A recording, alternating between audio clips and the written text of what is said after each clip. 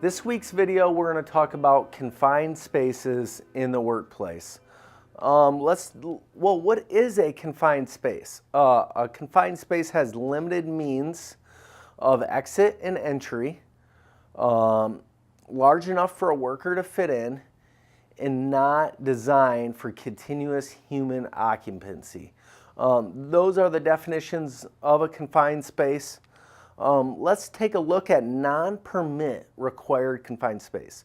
So what a non-permit required confined space is, basically it meets the standard of a confined space, it meets that definition, but that does not meet the definition of a permit required confined space.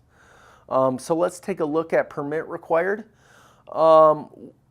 There's four key points here, and it's got to meet one or more to be considered permit required. So atmosphere, number one, potential atmospheric hazards.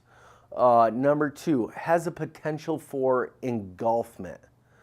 Number three, has sloped floors, access, anything that's going to impede our entry and exit from that confined space. Number four is any other health hazards or issues in that permit required confined space. Let's take a look at some examples from MyOSHA. These are going to be the most common in our industry.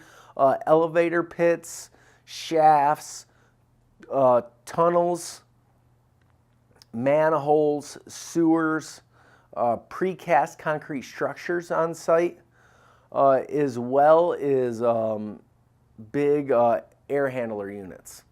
Let's take a look at some non-permit required confined space.